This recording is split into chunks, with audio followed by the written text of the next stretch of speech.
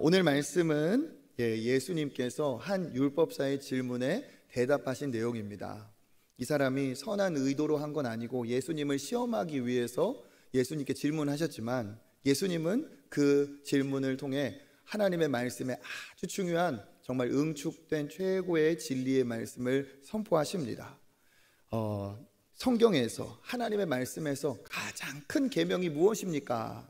어떻게 보면 함정에 빠뜨리려고 하는 것이지만, 예수님은 이 질문을 활용해서 정말 모든 하나님의 말씀을 딱 두 가지로 완전하게 요약을 하시고 짚어주셨죠.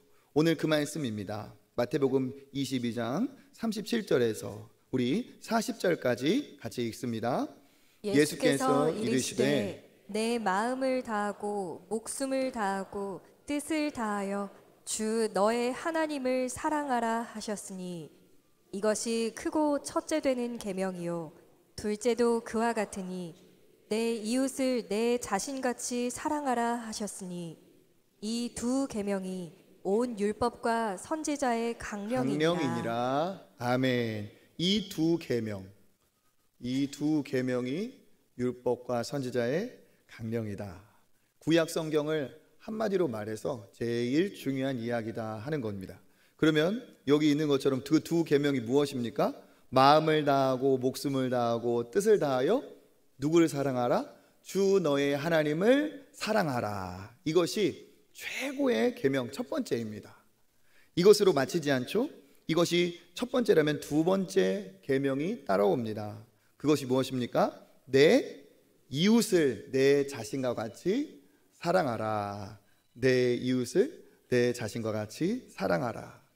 이웃을 사랑하라, 그리고 하나님을 사랑하라. 이 두 가지가 율법과 선지자를, 모든 구약을 요약하면 이 말씀이다 이야기하고 있습니다.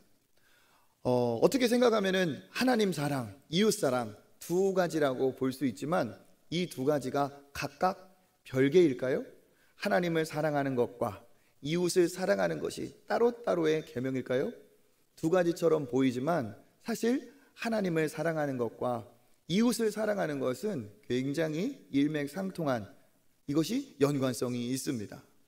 사랑의 사도라고 하는 요한 사도는 그래서 하나님의 사랑과 이웃 사랑에 대해서 이와 같이 이야기합니다. 우리 요한일서 4장 20절 21절 읽어봅니다. 누구든지 하나님을 사랑하노라 하고 그 형제를 미워하면 이는 거짓말하는 자니, 보는 바 그 형제를 사랑하지 아니하는 자는 보지 못하는 바 하나님을 사랑할 수 없느니라. 우리가 이 계명을 주께 받았으니 하나님을 사랑하는 자는 또한 그 형제를 사랑할지니라. 아멘. 20절에 말씀하고 있죠. 하나님을 사랑하노라 하고 형제를 미워할 수 없다는 겁니다. 하나님을 사랑한다고 하면서 형제를 미워하는 것은 그 사람은 하나님 사랑하는 사람 아니다, 거짓말이다 얘기하고 있어요. 왜 그렇습니까? 눈에 보이는 형제를 사랑하지 않으면 보이지 않는 하나님도 사랑할 수가 없는 것이죠. 그래서 21절에도 뭐라고 말씀합니까? 주의 계명은 이러하다. 하나님을 사랑하는 자는 또 누구를 사랑한다? 그렇죠, 형제를 사랑한다. 이걸 어떻게 해석하면 될까요? 하나님을 사랑하는 것과 형제 사랑은 늘 함께한다. 달리 말하면 하나님을 사랑하는 것이 이웃을 사랑하는 것으로 드러난다. 하나님을 사랑하는 것은 이웃 사랑으로 표현된다. 하나님을 사랑하는 것은 이웃 사랑으로 실천하게 된다. 하나님을 사랑하는 것은 이웃 사랑으로 적용하는 것이다. 우리가 잘 아는 것처럼 10계명에도 1계명부터 4계명은 하나님을 사랑하고 하나님을 경외하는 하나님에 대한 계명이죠. 그리고 5계명부터는 부모를 공경하라부터 10계명까지는 이웃, 사람들과의 관계에서의 명령이에요. 10계명도 하나님 사랑과 이웃 사랑이 공존을 합니다. 그러니까 하나님 사랑과 이웃 사랑은 절대 두 가지로 말씀하셨지만 이게 절대 별개일 수 없고 이것이 하나로 이어진다는 것을 우리가 알 수 있죠. 제가 예전에 사역을 할 때 초창기에 저에게 좋은 목회의 또 본이 되신 담임 목사님이 이런 얘기를 하셨어요.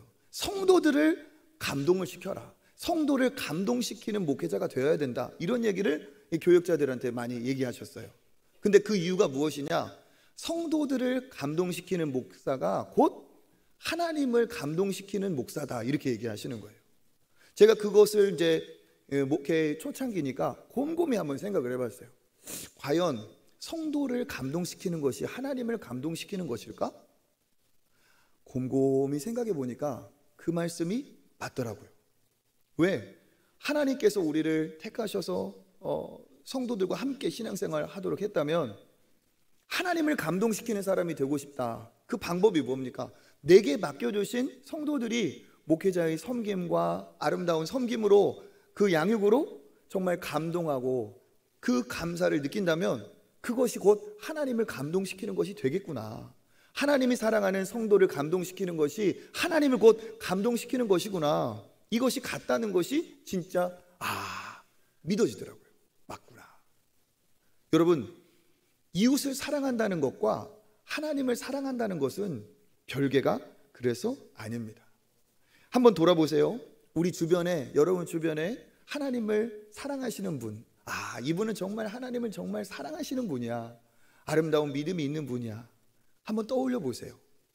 만났던 목사님이나 전도사님일 수도 있고 혹은 장로님, 권사님, 집사님일 수도 있어요. 그런데 그분이 하나님을 그렇게 사랑하시는 그 아름다운 분이 이웃은 어떻게 대합니까? 하나님을 사랑하는 그분은 이웃에게도, 그 주변에 있는 사람들에게도 따뜻하고, 그분은 섬김이 있고 베품이 있고 나눔이 있고 남들을 위해, 다른 이들을 위해 수고하고 기꺼이 헌신할 줄 아는 그러한 아름다운 섬김이 그들에게 있습니다. 부정할 수가 없고 따로 떼어낼 수가 없어요. 절대 하나님 사랑과 이웃 사랑은 별개가 아니라는 사실이죠. 세상에서는 어떻습니까? 나한테 잘해준다면 다 이유가 있어요. 의도가 있고 대가를 바라고 뭔가 계산하기 때문에 서로 친하게 지내고 나한테 잘해주지, 겉으로 모든 것을 다 줄 것 같지만 한꺼풀 벗겨보면 다 자기 속셈이 있습니다. 바깥에서 띠를 두르고 우리가 한마음이다 외치는 그런 사람들 보세요. 다 이해관계로 얽혀 있습니다. 세상 어디에도 대가 없이, 이유 없이, 정말 순수하게, 정말 의도 없이 사랑하는 그런 사랑은 없습니다. 그런데 하나님을 사랑하는 자들의 섬김과 나눔은 그와는 다르죠. 그들은 바라지 않고 의도 없이, 계산하지 않고 맹목적으로 주는 아름다운 섬김이 있습니다. 우리도 그렇죠. 우리가 누군가에게 복음을 전하고 그를 참 믿음의 길로 인도하고 싶으면 어떻습니까? 그를 대가를 바라고 내가 뭔가 얻을 것을 원해서 나누고 섬기고 베풀지 않습니다. 그냥 우리가 하나님의 사랑을 받은 대로 그들에게도 나누고 베풀죠. 그러다 보면 그들이 약간 오해를 할 때도 있어요. 이 사람은 왜 이렇게 나에게 잘해주지? 무슨 의도가 있지?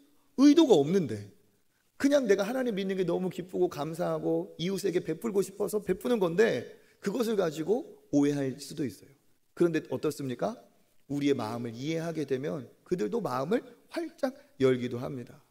어디에 이런 사랑이 있습니까? 바로 하나님을 사랑하는 하나님 사랑에 이 사랑이 있기 때문에 우리가 그렇게 하나님의 사랑을 받고 그 사랑으로 하나님을 사랑하다 보니까 그 하나님을 사랑하는 그 사랑이 내 안에 채워지고 감동이 되니까 누구에겐가 나누고 싶어요. 세상에는 없는 사랑입니다. 여러분 보십시오. 세상에 그 성경이 말하는 이런 사랑이 있습니까? 사랑은 오래 참고 온유하며 시기하지 아니하며 자랑하지 아니하며 교만하지 아니하며 무례히 행하지 아니하며 자기의 유익을 구하지 아니하며 성내지 아니하며 악한 것을 생각하지 아니하며 모든 것을 참으며 모든 것을 믿으며 모든 것을 바라며 모든 것을 견디느니라. 성경이 말하는 하나님의 사랑은 이런 사랑이에요. 우리가 이 사랑을 받았기 때문에 감동을 받고 이 사랑 안에서 모든 갈증이 싹 해결이 되었습니다. 사람들에게 외면받고 사람들에게 인정받지 못하고 칭찬받지 못했던 내 열등감이나 내가 받은 상처나 그것으로 인해서 내 안에 있는 어떠한 쓴뿌리나 이런 것들이 어떻게 녹아지고 뽑혀나갑니까? 하나님의 그 놀라운 사랑, 나를 무조건적으로 사랑하시는 그 놀라운 사랑, 어느 정도로 아들을 내어 주시기까지 사랑하시는 사랑, 나를 위해서 자기 목숨을 주시기까지 베푸신 그 사랑이 내게 임하면 그 사랑이 어떻습니까? 나를 그냥 내 사랑의 갈증을 가득 그냥 찰랑찰랑 그 정도가 아니고요, 하나님의 사랑이 부어져서 우리가 가득 차고 넘치는 은혜를 경험합니다. 할렐루야. 그 사랑이 얼마나 우리를 기쁘게 하는지, 그 살아있는 사랑, 진짜 나에게 무조건적인 하나님이 베풀어 주신 그 사랑이 우리를 회복시키죠. 완전한 만족을 주고, 이 맛보지 못했던 이 놀라운 사랑을 한번 맛보면 잊을 수가 없습니다. 감동이 되고, 그 사랑이 나를 온전하게 만들고 변화시키고 나에게 새로운 삶을 살게 하고 나를 변화시킵니다. 할렐루야. 그런 사랑을 다 맛보신 줄 믿습니다. 더 누리시기를 축복합니다. 그 사랑이 우리에게 넘치면 우리에게 반드시 일어나는 일이 있습니다. 무엇입니까? 내 안에 사랑이 넘치니까, 그 사랑이 나를 어떻게 해요? 채우고도 남으니까 넘친 사랑이 어떻게 해요? 주변으로 흘러가게 되어 있어요. 그 전에 한 번도 생각해 보지 못했던 사랑의 수고를 하고 싶은 마음이 생겨요. 나를 사랑하신 그 하나님의 사랑에 감동하다 보니까 나도 그 사랑을 좀 나눠주고 싶어요. 가르쳐주고 싶고, 그 사랑을 누구에게인가 한번 전하고 싶은 마음이 생깁니다. 그러다 보니 어떻습니까? 사랑할 만한 사람도 사랑하기 어려웠던 내가 사랑하기 어려운 사람도 덮어주게 되고, 품어주게 되고, 나누게 되고, 베풀게 되는 일이 벌어지는 거죠. 사랑하지 못할 사람까지 사랑하는 놀라운 일이 대가 없이도, 바라지 않고 내가 사랑하는 그 사랑이 나한테 시작됩니다. 아마 제가 지금 하는 얘기 여러분의 어머니 혹은 할머니 얘기 비슷할 수도 있어요. 저희 어머니도 그러셨으니까요.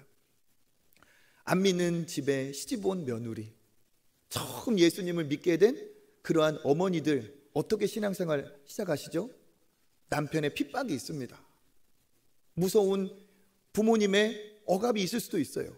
예전에 복음이 들어올 때 많이 그런 통로로 들어왔죠. 연약한 아녀자가 복음을 받고 너무 기쁘고 감사한 거예요. 그래서 교회를 가기 시작합니다. 새벽에도 가고. 그럼 어떻게 해요? 남편에게 핍박이 와요. 그 핍박이 정말 얼마나 모진지 모릅니다. 성경책을 찢어버리기도 하고, 아궁이에 성경책을 던지기도 하고, 신발이 없어지기도 하고, 별의별 핍박이 다 오죠. 그런데 그 아내가, 그 며느리가 어떻습니까? 내가 어디에서도 맛보지 못한 그 사랑이 그 사람을 감동시키니까 포기하지 않고 하나님 앞에 나가는 거예요. 그럼 어떻습니까? 슬퍼서, 아파서, 억울해서, 그래서 나왔는데, 그 하나님 앞에 나올 때 하나님이 어떻게 하세요? 사랑하는 딸아, 잘 왔다. 내가 너를 기다리고 있었다. 믿음을 지키고 나를 사랑하는 그 마음을 내가 지켜보고 있었다. 수고했다. 네가 진짜 믿음의, 내가 인정하는 믿음의 자녀다 하면서 하나님께서 그 정말 핍박받아 나온 여인을 그 성령의 은혜로 감싸주세요. 그럼 어떻습니까? 그 자리에서 하나님 앞에 억울하고 답답하고 슬펐던 것이 의거리가 그냥 확 터져 나오면서 눈물을 흘리고, 하나님 제 마음 아시죠? 하나님 감사해요 하면서 그 하나님 앞에서 완전히 녹아져요. 마음에 평안이 찾아오고, 기쁨이 찾아오고, 미워 죽겠는데, 정말 억울했는데 미운 마음이 어떻게 돼요? 싹 녹아 사라져요. 억울한 마음이 사라져요. 오히려 나를 통해 이 가정을 구원하시려고 하나님이 나를 택하셨구나 믿어져요. 그리고 나서 집으로 돌아갑니다. 그 당시 좀 그런 분 많았잖아요. 술을 먹고 도박을 하고, 그런 남편이라 할지라도 미워할 법한 남편인데 자는 모습을 보면 어때요? 아이고 불쌍하다, 불쌍해. 내가 아니면 누가 품어주나. 하나님이 이 사람도 사랑하시는구나. 아유, 내가 포기하지 말고 이 사람 구원받을 때까지 애써야지. 이 시댁 내가 예수 믿고 다 구원받도록 도와야지. 이런 마음이 어떻습니까? 생겨요, 생겨. 이런 부모님 안 계셨어요? 저희 어머니도 돌아가셨는데 어머니가 믿고 다 예수 믿는 집으로 변화됐습니다. 과정이 쉽지 않았어요.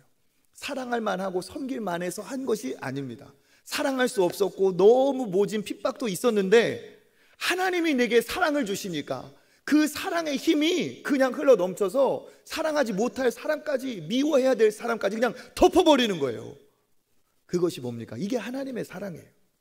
그러니까 하나님의 사랑을 진짜 흠뻑 받은 사람에게 일어나는 일은 뭐냐? 그가 반드시 사랑이 흘러 넘쳐서 옆에 있는 사람들에게 흘러가게 되어 있습니다. 하나님을 사랑하는 것과 이웃을 사랑하는 것은 절대 별개일 수가 없습니다. 그러니까 질문을 하면 우리가 대답할 수 있어요. 여러분, 한번 대답해 보세요. 하나님 사랑하시죠? 네, 하나님 사랑하시는 줄 믿습니다. 다른 질문 한번 해보겠습니다. 여러분, 이웃을 내 몸과 같이 사랑하시죠? 소리가 달라졌어요. 아멘, 좋습니다. 사실 그런데 내가 이 두 가지 질문했어요. 하나님 사랑하십니까? 이웃을 사랑하십니까? 그런데 이게 두 가지 질문이지만 사실은 같은 질문이라는 거죠. 왜? 하나님 사랑은 이웃 사랑으로 연결되고, 하나님 사랑은 이웃 사랑으로 표현되고, 하나님 사랑은 이웃 사랑으로 증거되고 증명되고 드러나기 때문에, 하나님을 어떻게 우리가 사랑한다고 표현합니까? 하나님이 사랑하는 사람, 내 주위에 주신 그 이웃을 하나님 사랑하듯이 내가 사랑하고 품어줄 때 그것이 하나님을 사랑하는 실천인 줄 믿습니다. 누가 이웃입니까? 나를 제외한 모든 사람이 이웃이에요. 꼭 옆집에 초인종 누르고 만나는 사람만 이웃이 아니고, 가까이 있는 내 남편, 내 아내, 배우자도 이웃입니다. 내 몸과 같이 사랑해야 될 이웃, 내 자녀도 내가 태어나게 한 것 같지만 하나님께서 맡기신 사랑해야 될 이웃이죠. 뿐만 아니라 부모님, 우리 친인척들 다 우리가 사랑해야 될 이웃입니다. 우리 가까이 있는 그 사람들만 이웃이 아니고, 하나님은 우리 이웃을 멀리까지 확장시켜서 하나님의 관심이 있는 가난한 고아나 객, 나그네나 과부나 그런 사람들도 우리의 오히려 더 VIP, 더 아름답게 섬겨야 될 이웃이라고 말씀하고 계세요.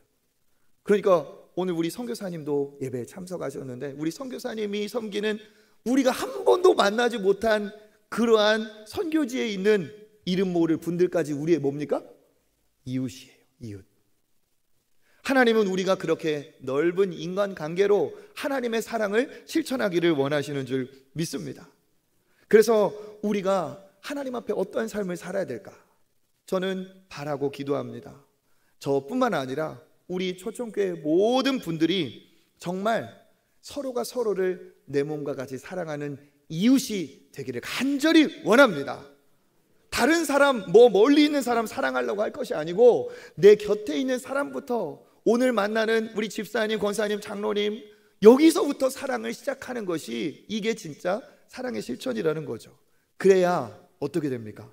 우리 교회 안에, 우리 사랑방 안에 사랑이 가득 임하면 그 넘치는 사랑이 어떻게 돼요? 넘치면 흘러가게 되어 있어요. 넘치면 그 주변을 적시게 되어 있습니다. 우리 초청교회가 하나님이 기뻐하시는 정말 은혜가 있고 사랑이 넘치는 공동체가 되면 우리 안에 있는 사랑은 반드시 멈추지 않고 이웃으로 흘러가게 되어 있습니다. 저는 우리 초청교회가 하나님이 기뻐하시는 정말 사랑이 가득해서, 우리의 하나님께서 주신 이 사랑이 교회 안에 머물지 않기를 축복합니다. 테두리를 넘어가야 돼요. 하나님이 주신 이 사랑이 넘쳐 흘러야 됩니다. 하나님이 주신 이 사랑이 도를 넘어가고 선을 넘어가서 하나님이 기뻐하시는 곳으로 흘려보낼 때, 하나님께서 우리를 진정 너희가 하나님을 사랑하는 자들이구나, 우리로 인해서 주변의 사람들도 하나님이 그런 분이신가 보구나, 그렇게 인정하는 날이 올 줄 믿습니다. 우리가 모여서 우리끼리만 바벨탑과 같이 높은 탑을 쌓자고 하는 것은 절대로 하나님이 기뻐하시는 신앙이 아닙니다. 펼쳐서, 나누어서, 열어서 많은 이들을 사랑하고 대접하는 것이 하나님의 뜻인 줄 믿습니다. 왜 그렇습니까? 마지막 때가 되면 희한한 일들이 벌어진다고 했어요. 마지막 때가 되면 하나님이 원하시는 방법과 이 뜻과 반대되는 일이 반드시 벌어진다고 예수님 말씀하십니다. 우리 마태복음 24장 10절 읽어보겠습니다. 그때 그때 많은 사람이 실족하게 되어 서로 잡아주고 서로 미워하겠으며 아멘. 그때 어떻게 해요? 많은 사람들이 어떻게 한다? 실족한다. 실족한다는 뜻이 무슨 말입니까? 넘어진다는 뜻이에요. 이게 육체적으로 이렇게 다리가 꼬여서 넘어지는 게 이게 아니고 실족한다는 건 여기의 의미는 뭡니까? 그렇죠. 기분 상했다는 거예요. 기분 상했다는 거. 나 지금 시험 들었다는 거예요. 나 졌다 삐졌다. 나 뭐하다? 섭하다. 섭섭하다. 이게 뭐예요? 여기 말하는 것처럼 많은 사람이 실족한 거예요. 실족한 거. 마지막 때가 되면 실족하는 일이 많이 생긴대요. 오해가 오해를 불러일으키고 사람들과의 갈등, 시기가 이게 계속 마지막 때는 일어난다는 거죠. 성령의 역사입니까? 아니죠. 성령의 역사가 아닙니다. 뒤에 보니까 서로 잡아준다. 서로 잡아준다는 것은 넘어지는 사람이니까 잡아준다. 그게 아니고 잡아가다는 뜻이에요. 고발하다. 저 사람들을 모함하다. 그러니까 서로 섭섭하고 마음의 상처다. 서로 시험 들었다 하면서 미운 마음이 도를 지나치니까 어떻게 해요? 그 사람 잡아가라는 거예요. 잡아다 맡긴다는 겁니다. 그리고 어떻게 한다고요? 서로 미워하겠으며. 마지막 때가 되면 미움이 점점 커지는 시대가 됩니다. 그런데 반대로 안타까운 일이 벌어지죠. 12절 읽어보겠습니다. 불법이 성함으로 많은 사람의 사랑이 식어지리라. 아멘. 이렇게 불법적인 일이 벌어지면서 미움이 늘어나니까 불법이 성행하는 거죠. 그 다음에 무슨 일이 벌어집니까? 무엇이 식어져요? 많은 사람의 사랑이 식어집니다. 그러니까 넘쳐야 될 사랑은 점점 식어지고 사라져야 될 미움은 점점점 넘치는 시대가 어느 때다? 그때 마지막 때가 오면 더 그렇다는 겁니다. 실제로 오늘 어떻습니까? 진짜 미움이 창궐하고 사랑이 식어지는 시대예요. 진짜 사랑을 찾아볼 수가 없습니다. 진짜 사랑이 아닌 가짜 사랑, 유사품 사랑, 육체적이고 쾌락적인 사랑, 불순물이 있는 그러한 사랑들. 우리가 미디어나 드라마, 영화 보세요. 진정한 사랑인 것처럼 포장했지만 쾌락적인 사랑이고 순간의 사랑이에요. 영원한 사랑이 아니에요. 그 안에는 어떤 것도 있습니까? 요즘에 희한한 것도 나왔어요. 데이트 폭력. 다 사랑한다고 한 연인들끼리 서로 기분 나쁘다고 폭력을 행사하고 몹쓸 짓까지 하는 시대가 됐어요. 이게 진짜 사랑일까요?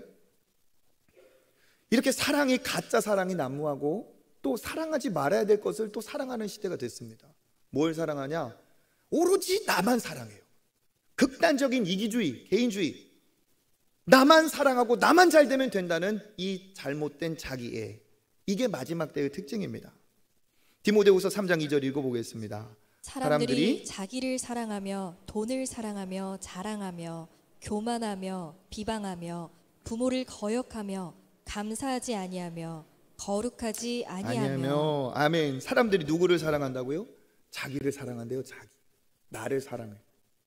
이게 온전한 자기애일까요? 아니에요. 왜곡되고 삐뚤어진 이기적인 자기애죠. 각자가 자기애만 사랑하는 이 시대, 이게 마지막 때의 특징입니다. 그리고 뭘 사랑합니까? 돈을 사랑해요. 돈을 사랑해서 돈을 사랑한다는 거 뭐예요? 세상을 사랑하고 유한한 이 세상이 전부라고 하는 현실주의, 극단적인 개인주의가 판을 치는 시대가 된다 하는 겁니다. 섬기고 모셔야 될 부모는 거역하고 감사도 모르고. 요즘 학교 교육 보세요. 안 믿는 가정은 가정교육도 한번 들여다보세요. 경쟁 위주? 너만 잘하면 된다? 너만 이기면 된다? 학교에서도 정이 없어요. 학교에서도 모든 것을 등급으로 나눕니다. 지극히 개인적인, 현세적인. 그런데 어떻습니까? 이 교육, 이 사랑, 성경적인가요? 완전히 성경과 정반대입니다. 성경은 예수님이 뭐라고 말씀하셨습니까? 섬김을 받으러 온 것이 아니고 그 예수님께서도 도리어 섬기려 하고 다른 사람을 위해서 내 목숨을 내어주기 위해 오셨다고 했어요. 각각 돌아봐서 남을 나보다 낮게 여기고 예수님의 사랑은 자기 자신을 우리를 위해 내어주신 사랑, 목숨까지 우리를 위해 아낌없이 던지신 그 사랑입니다. 이게 진짜 사랑이죠. 그런데 세상은 그런 사랑이 없습니다. 그런 사랑은 이제 마지막 때가 되면 점점 희귀해질 거예요. 이러한 시대에 하나님은 우리에게 무엇을 바라실까요? 그래, 너희도 미워하며 살아라. 그래, 너희도 사랑이 식어져도 좋다. 하나님의 사랑이 그 정도밖에 되지 않는다. 하나님 그러실까요? 아니라는 거죠.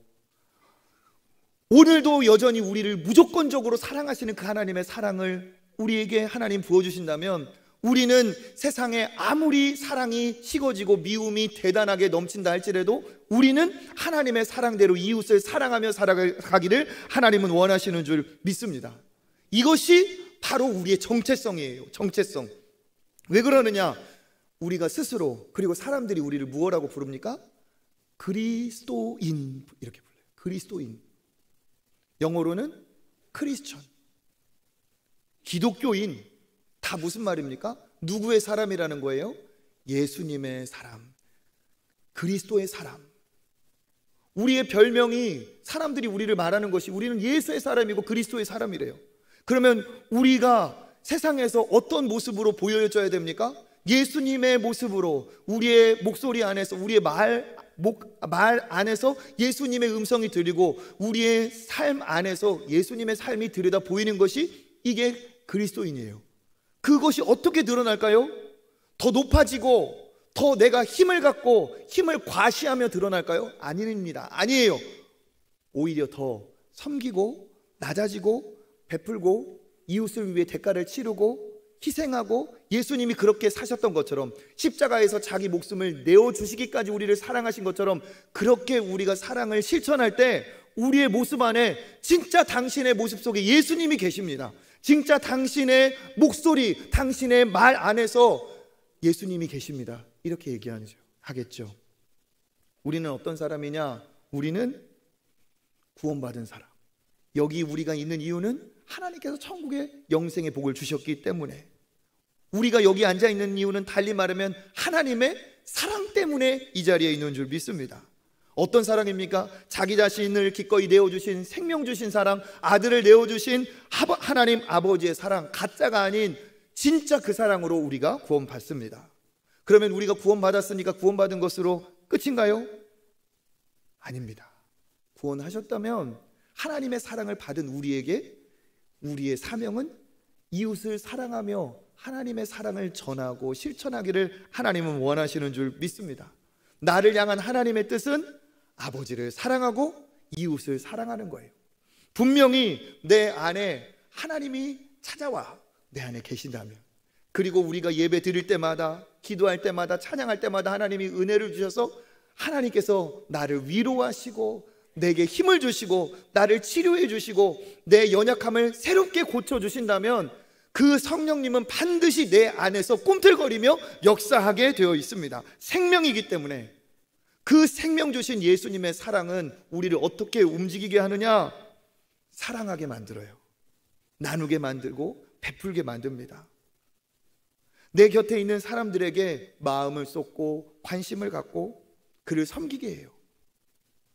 단도직입적으로 말하면 이웃을 위해 돈을 쓰고 시간을 내도록, 나랑 아무 관계없는 사람인데 그를 섬기도록, 내가 거저받은 예수님의 사랑 때문에 그 역시도 내가 사랑하게 하나님께서 나를 감동을 주세요. 그럼 어떡합니까? 처음에 그 사람이 거절할 수도 있죠. 처음에는 오해할 수도 있어요. 근데 시간이 가면 갈수록 그는 진심을 깨닫고, 야, 이렇게 나를 조건 없이 사랑해주는 사람이 있다니 놀라고 감동하고, 그리고 그에게 자기의 마음을 보여주고 자기 속마음을 나눕니다. 그럼 어떻게 해요? 그 사람과 마음의 공감을 가지면서 함께 울어주고 함께 웃어주는 아름다운 일이 일어난다는 거죠. 로마서 12장 15절, 즐거워하는 자들과 함께 즐거워하고 우는 자들과 함께 울라. 아멘. 이러한 사랑이 실천되는 거예요. 즐거워하는 사람과 함께 즐거워하고 우는 사람과 함께 울어요. 여러분 진짜 한번 경험해 보세요. 경험해 보셨을 거예요. 그 사람의 마음을 절절히 느끼면서 그 사람의 기도의 제목을 가지고 함께 기도할 때 내 눈에서 반드시 눈물이 터지게 되어 있어요. 그 터지는 눈물을 그 누군가가 바라보죠. 이 사람은 자기의 일도 아닌데 왜 나를 위해 이렇게 울어주며 기도할까? 그때 뭘 느낍니까? 아, 이것이 사랑이구나. 이것이 저 사람이 믿는 하나님이라는 분이 계신 증거구나 하면서 그에게 마음이 열리고 그 안에 예수님을 영접하는 일이 일어날 줄 믿습니다. 요즘 시대는 개인주의, 아까 말했던 것처럼 자기를 사랑하는 극단적인 개인주의 시대입니다. 앞으로 더 그렇게 될 겁니다. 그렇다고 해서 우리가 경계해야 될 게 무엇입니까? 이 개인주의가 신앙 안에까지 들어오고 있어요. 이것을 우리가 정신 차리고 경계해야 됩니다. 나 중심의 신앙, 소비적인 신앙, 내 스타일, 나만 내 신앙 지키면 되지 나한테 건들지 말고 나를 그냥 두라는 거예요. 나는 하나님 사랑하고 내 신앙 관리 잘할 테니까 나를 이웃으로 여기지 말라는 거죠. 굳어져서 그렇게 확고해지면서도 왜곡된 자기의 그러한 신앙이 진짜 맞는 것처럼 오해를 하고 있어요. 기도도 나를 위해, 오로지 내 가정, 내 자식, 공부도 너를 위해, 돈을 벌어도 나를 위해, 그렇게 공부해서 내가 번 돈이니까 나를 위해 쓰는데 뭐가 문제야? 나만 잘 살면 되지, 나만 잘 믿으면 되지, 옆에 사람들하고 얘기할 것도 없고 아는 사람 사귈 필요도 없고 내 신앙만 지키면 되지. 그렇지만 예수님은 우리를 무엇으로 부르셨습니까? 세상의 빛으로 부르셨어요. 세상의 소금으로 부르셨어요. 내 일만 잘하는 그 직장인으로 세상의 빛이 비춰지지 않습니다. 내 공부만 열심히 하는 그 사람으로 세상에 썩어져가는 세상에 아름다운 정결함의 소금의 역사가 일어나지 않습니다. 어떻게 일어납니까?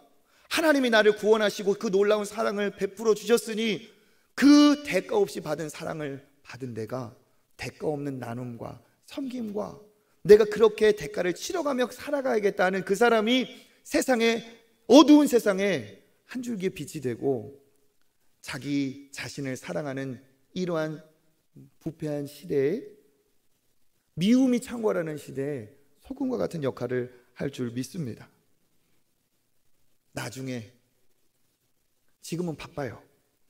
목사님 지금은 바쁩니다. 나중에 할게요. 어린아이들은 나중에 커서 할게요. 저 바쁘거든요. 시간 내서, 시간 날 때 할게요. 지금은 지금 돈 버느라 바쁘군요. 돈 많이 벌어서 할게요. 그런 분들이 진짜 할 수 있을까요? 다음에 할게요. 나중에 할게요. 나중에 하고 다음에 한다는 사람 치고 되돌아온 사람은 없더라. 저는 어릴 때 그런 경험이 있어요. 아저씨 아줌마들 용돈 주려면 지금 주지, 다음에 만나면 용돈 줄게. 과자 사주려면 지금 사주지, 다음에 과자 사줄게. 아 진짜 그렇지 않아요? 진짜 어릴 때 제가 어린 마음에 진짜 그걸 받았던 그게 지금도 있다니까요. 어떤 아저씨가 다음에 내가 엿 사줄게 막, 그분 엿공장 하는 분이었거든요. 엿 사줄게. 진짜 만났어요. 만나서 다음에. 그러니까 저는 어린 마음에 기억을 하고 아저씨가 엿 줄 줄 알고 그냥 있었어요. 근데 아직 엿 줄 생각을 안 하는 거예요. 그래가지고 제가 아저씨 엿 준다고 그때 다음에 만나면 그랬는데 그 아저씨가 짜잔 준비했다 뭐 이게 아니에요. 자기가 말해놓고도 자기 까먹었더라고. 아 내가 그랬냐? 막 그러면서 그때 주섬주섬. 제가 그때 어린 마음에 야 나중에 한다는 사람 믿을 것 아니구나. 여러분 나중에 언제요? 지금 못하는 사람은 나중에도 못해요. 헌금 나중에 돈 벌어서 하나님이 돈 많이 주래요? 지금은 바쁘니까 지금 바쁜 사람이 나중에는 더 바쁘지. 고3 애들 열심히 예배 드리잖아요. 뭐라고 하냐? 대학 가서 한대요. 못해요. 더 바빠져요. 예수님 어떤 분입니까? 과부의 헌금도 귀하게 여기신 분이에요. 과부에게 너 왜 이렇게 조금 내놓냐? 그러지 않으셨어요. 그 형편을 다 알고 계시는 주님이 그 제일 작은 돈, 두렙돈도 이 과부가 제일 많이 하나님 앞에 드렸다 하는 분이에요. 하나님은 우리의 마음을 보시는 분이지 액수가 중요한 게 아니에요. 액수가 마음이 있기 때문에 중요한 거지. 그렇죠? 똑같은 5만 원도 누구에게는 눈물을 삼키면서 주님께 드리는 돈이 될 수 있고, 누구는 5만 원을 참 너는 인색하다, 인색해, 그렇게 할 수도 있다는 사실입니다. 지금 할 수 있는 사람이 나중에도 할 수 있어요. 지금 하나님을 사랑하는 사람이 지금 하나님께도 드립니다. 지금 이웃을 사랑하는 사람이 나중에도 이웃을 사랑하고 섬길 수가 있습니다. 하나님은 어떤 분이냐? 소외된 자, 가난한 자의 하나님이세요. 우리를 먹고 살게 하신 이유는 너 주변에 있는 못 먹는 사람, 소외된 사람들에게 베풀고 나누라는 하나님의 뜻인 줄 믿습니다. 이것을 위해 공부도 하고 직장 생활도 하고 이런 꿈을 가진 우리 자녀들이 되어야 부작용이 없는 삶을 살 수가 있습니다. 자녀들에게도 보여줘야 되고, 그래서 잘 가르쳐야 돼요. 선교원금도 시켜야 돼요. 가능하다면 아이들과 함께 선교지도 가봐야 됩니다. 아이들이 지금 용돈 받을 때부터 11조를 가르치고, 아르바이트 적은 돈이라도 그 안에서 하나님 앞에 먼저 하나님 앞에 물질의 고백을 할 수 있도록 가르쳐야 돼요. 그래야 나중에도 할 수가 있습니다. 왜? 다 나만을 사랑하고 나만 잘 먹고 사는 것이 전부라고 생각하는 개인적인 개인주의에 사로잡힌 그런 신앙인이 아니라, 하나님이 주신 축복을 나누고 흘려보낼 수 있도록 그 울타리를, 담장을 넘는 정말 아름다운 신앙인이 될 수 있도록 하나님은 그렇게 원하시는 줄 믿습니다. 왜 중요합니까? 이 우리 자녀의 신앙 교육에 한국 교회의 미래가 달려 있어요. 우리 자녀의 신앙 교육에 세계 선교가 달려 있습니다. 우리가 기도하고 선교원금하고 우리가 하는 것처럼 이것을 우리 아들, 딸들이 물려받아야 됩니다. 그러면 어떻게 해야 됩니까? 지금부터 시켜야 돼요. 왜 우리가 교회를 1층을 리모델링을 했습니까? 우리만 즐기자, 우리만 누리자? 절대로 아니에요. 그곳이 이웃이 이웃을 사랑하는 것처럼 우리가 서로 만나고 교제하고 사랑하는 공간을 우리가 나누기 위해서. 그리고 뭡니까? 주변에 있는 분들이 교회가 뭐야? 교회가 이런 곳도 있어? 그 문턱을 낮춰서 오고 싶게 만들고 초대하고, 그런 자리로 어떻게 해요? 복음 전하는 장소로 활용하기 위해서. 용인에 가면 용인 제일교회가 있어요. 몇 년 전에 교회를 아주 아름답게 지었어요. 가보실 기회가 있으면 한번 둘러보세요. 가면 크기에 우리가 놀랄 거예요. 그런데 크기가 중요한 게 아니에요. 그 큰 교회를 그냥 의미 없이 지은 게 아니라 이웃을 위해서 함께 그 이웃, 그 도시와 나누기 위해서 그 교회를 지었어요. 그 목사님이 자기가 그렇게 이웃과 함께하는 교회를 만들고자 해가지고 교회를 이렇게 세우면서 책을, 그 관증의 책을 썼어요. 근데 여기에 한번 제가 읽어보겠습니다. 우리 교회는 주 7일 24시간 개방한다. 교회가 매일 온종일 문을 열어두는 것은 결코 쉬운 일이 아니다. 인력과 관리의 문제가 상당할 뿐 아니라 비용도 많이 든다.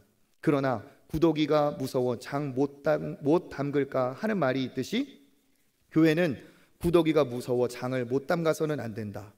바람직하고 좋은 것이라면 어떻게든 그것을 이루기 위해 몸부림쳐야 한다. 글로리 센터, 이 교회 본당입니다. 본당을 복합 공간, 주중과 주일에 함께 쓰는 복합 공간으로 만들면서 이런 고민을 했다. 지역 주민들과 아이들 그리고 학생들이 주중에 와서도 교제하는 공간, 그리고 함께 프로그램을 하려면 오고 갈 수 있도록 무엇인가 먹을 것도 있고 열려 있어야 되는데 거기에 대한 고민이었다. 말로만 주중 주일의 복합 공간이 아니라 실제로 지역 주민들과 아이들이 사용하는 공간이 되려면 그 문제를 해결해야겠다. 그런 고민 끝에 나온 결과가 바로 편의점이다. 편의점에는 음료나 과자뿐 아니라 즉석에서 먹을 수 있는 요리들이 많다. 글로리 센터, 본당, 편의점을 들이면 그 문제를 해결할 수 있겠다는 생각이 들었다. 편의점이 있으면 항상 교회 불이 켜져 있잖아요. 먹을 것도 있잖아요. 하지만 교회 편의점이라니, 편의점 업체들의 문의를 했더니 반응이 좋지 않았다. 더 큰 문제는 교회와 교회 시설에서 영리 활동을 할 수 없기 때문에 이 난관을 극복해야만 문제를 해결할 수 있었다. 이 문제를 해결하기 위해 교회를 건축하면서 교회 안에 별도의 비영리 법인을 두기로 했다. 글로리 비전이라는 비영리 법인을 만들어서 수익 사업을 하고 거기에서 나오는 모든 수익은 다문화 아이들과 아프리카 등 아동들을 돕는 것으로 정관을 만들고 이사들도 세웠다. 그렇게 경기도에서 법인 허가를 받았다. 그 후에 교회 안에 편의점이 입점할 공간을 정하고 그 공간을 근린시설로 허가를 받은 후에 그 후 세금을 내기로 했다. 이렇게 편의점 입점을 위한 제반 업무는 끝났지만 편의점 업체와 대화가 쉽지 않았다. 그런 중에 이마트24에서 연락이 왔다. 이마트24에서 무인 편의점을 론칭하려고 하는데 우리 교회에서 할 의향이 있냐고 물었다. 신청하는 데가 없어서 교회까지 온 것 같았지만 우리 교회에 있어서는 좋은 제안이었다. 일단 인력에 대한 비용을 절약하고 24시간 누구나 이용할 수 있는 공간이 된 것이다. 그렇게 우리 교회는 대한민국 최초로 편의점이 있는 교회가 되었다. 주 7일 24시간 개방하는 교회가 다음 세대와 주민들이 이용하는 공간이 되기 위해서는 몇 시설을 그냥 개방한다고 되는 것이 아니다. 편하고 자유롭게 이용할 수 있는 시스템이 필요하다. 그래서 항상 열어두고 항상 쓸 수 있게 한대요. 체육관, 풋살장, 트램벌린이 있는 놀이방, PC방 예약 없이 와도 다 사용할 수가 있다. 최대한 자유롭고 편하게 사용할 수 있는 시스템을 만들고 언제나 누구든지 올 수 있는 공간으로 만들고자 했다.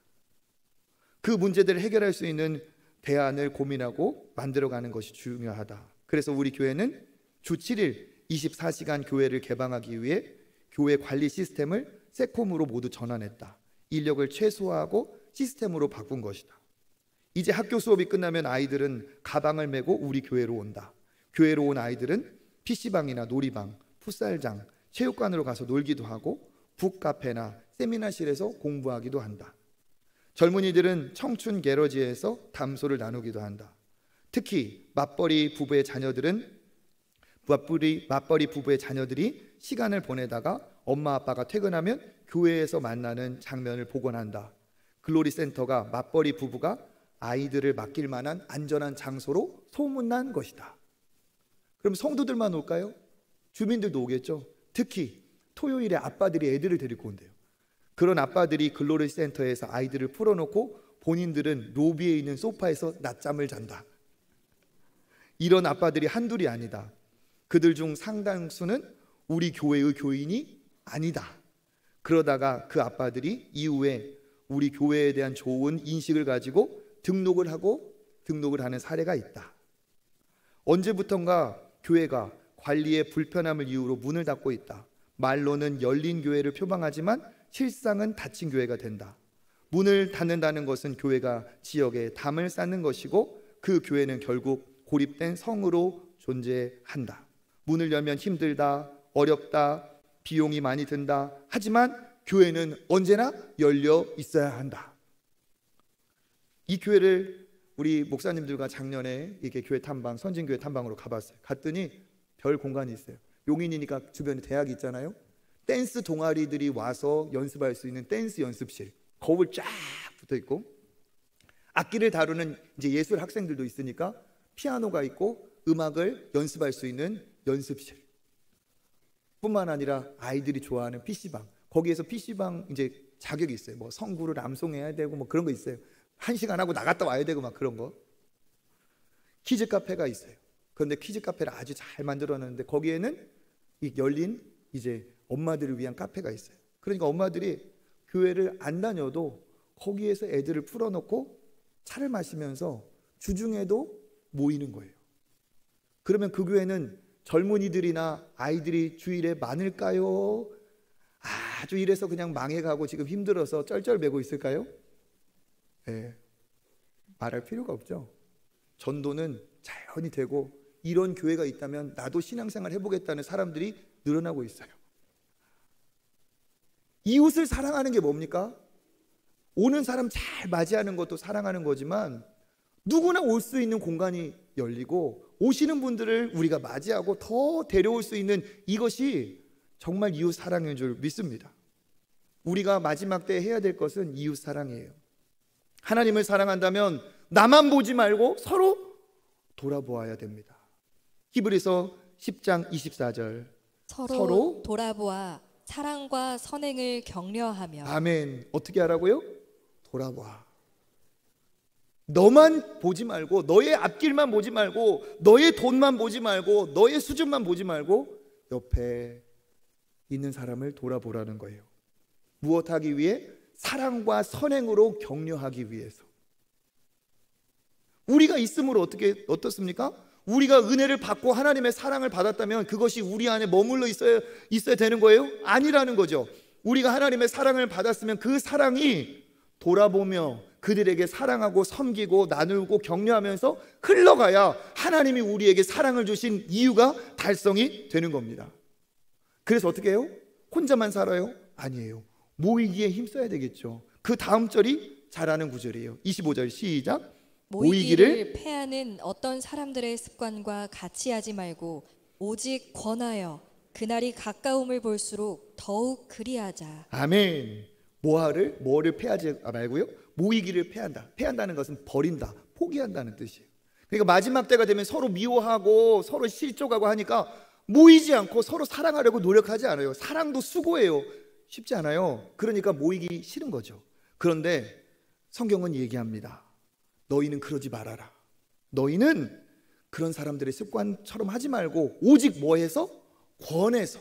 혼자만 오지 말고 권해서 그날이 가까워 올수록, 주님 앞에 서는 그날이 가까워 올수록, 마지막 날이 가까워 올수록 더욱 그리하자. 권해서, 모아서 더욱. 그래서 좋은 교회, 좋은 건강한 성도의 특징은 무엇일까요? 잘 모입니다. 건강한 교회는 잘 모여요. 건강한 성도는 모임에 적극적입니다. 건강한 성도를 뛰어넘어서 아주 수준 높은 성도는 혼자만 모이는 게 아니라 권하여서 같이 모입니다. 그냥 모이는 게 아니에요. 하나님의 사랑이 거기 있기 때문에 그 사랑으로 나누고 베풀고 서로 사랑하는데 그게 좋을 수밖에 없어요. 그러니까 어떻습니까? 서로 그냥 모이는 게 아니고 그냥 보고 싶어서 모이는 거예요. 보고 싶어서. 한 주 동안 우리 집사님 어떻게 지낼까? 우리 목자님은 어떻게 지낼까? 우리 장로님은 어떻게 잘 지내실까? 우리 권사님은 어떠실까? 그러면서 어떻게 해요? 보고 싶어요. 그래서 모여요. 이게 건강한 성도고 좋은 교회의 특징입니다. 마치 자석이 철가루를 잡아당기는 것처럼 하나님이 잡아당겨요. 하나님의 사랑으로. 그 사랑이 나 안에도 있고 이 사람 안에도 있으니까 막 서로 막 사랑이 이렇게 막 불꽃이 튀어요. 제가 한번 물어보겠습니다. 여러분 한 주 동안 잘 지내셨죠? 저 보고 싶으셨어요? 건강한 성도. 목사님이 보고 싶고 집사님이 보고 싶고 이게 건강한 성도라는 거예요. 할렐루야. 왜? 하나님의 사랑이 거기 있고 그 하나님의 사랑을 실천하니까 그럴 수밖에 없습니다. 네.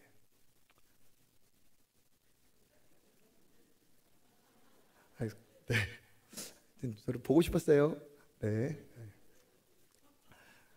그래서 여러분 신앙생활은 지난주에 말씀드렸어요.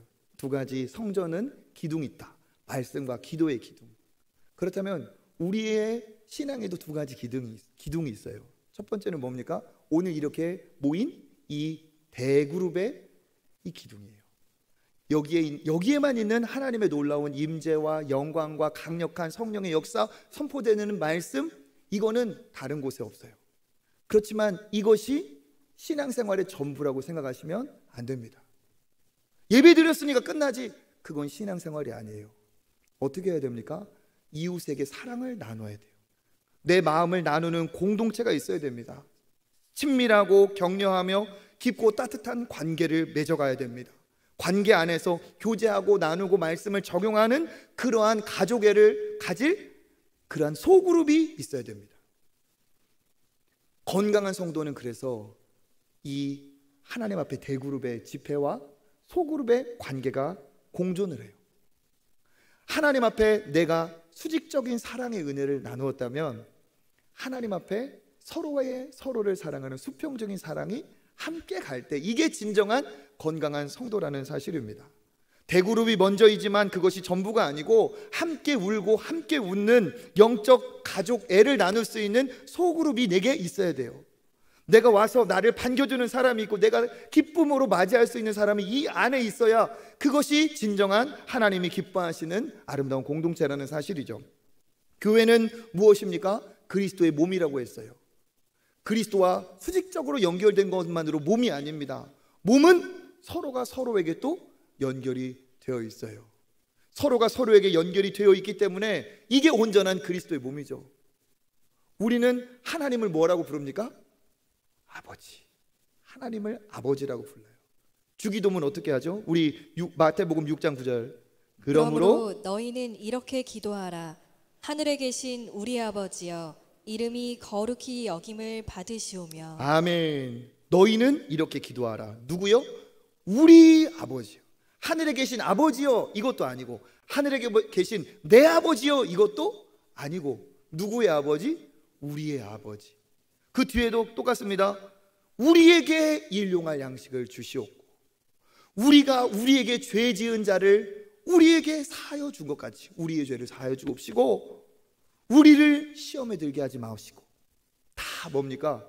주님이 가르쳐 주신 이 기도 안에 동일하게 우리는 혼자가 아니라고 얘기하고 있어요.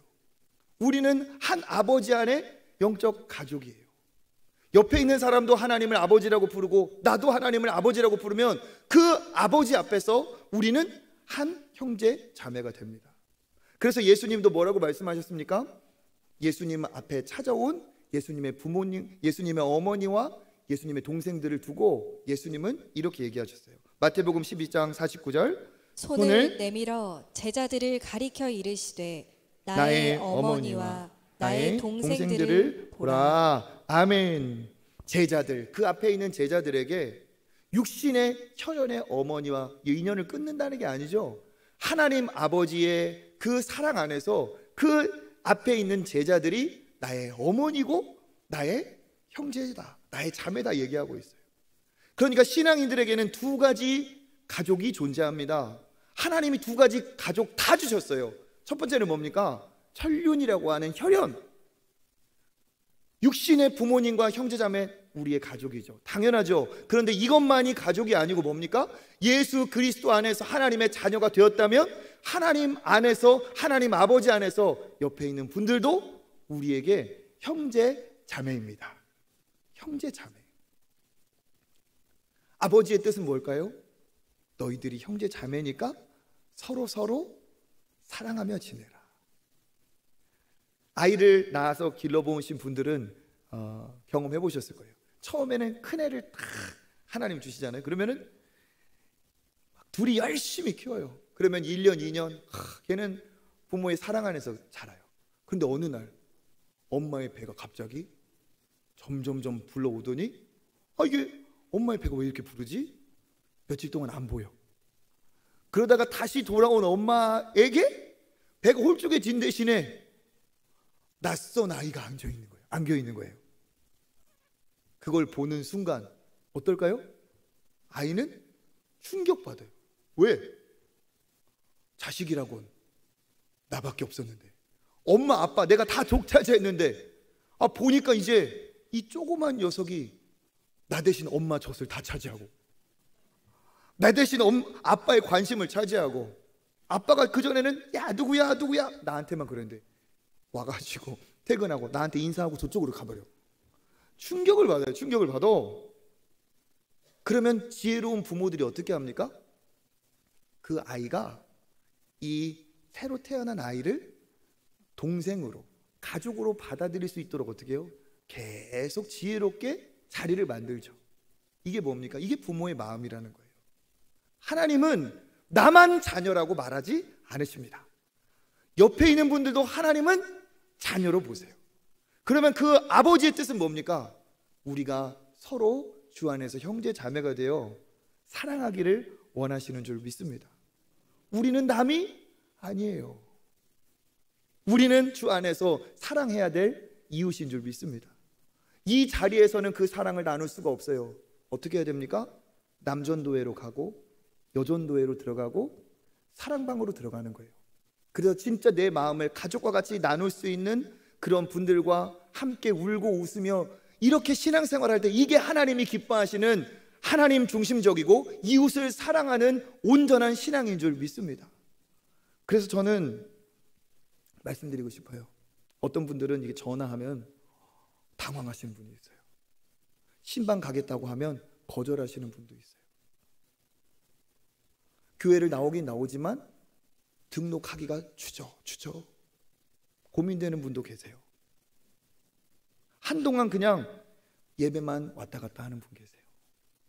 내가 교회에 다닌다는 거를, 이 교회 내가 다닌다는 걸 드러내지 않으려는 분도 계세요. 왜 그럴까요? 단지 신앙이 없어서만은 아닙니다. 그분 맞는 뭐가 있을까요? 사연이 있어요. 사연이 있어. 신앙생활 처음 아니기 때문에 과거에 슬픈 일이 있는 거예요. 선뜻 내가 등록하고 선뜻 내가 공동체로 들어가기 어려운, 예를 들면 목사님에게 큰 시험이나 슬픔을 겪었든지, 아니면 집사님, 장로님이든 그 교회 안에서의 상처가 있든지, 뭔가 그런 것이 있으니까 내가 예배는 드려야 되겠고 와서 조용히 왔다가 조용히 가시는 겁니다.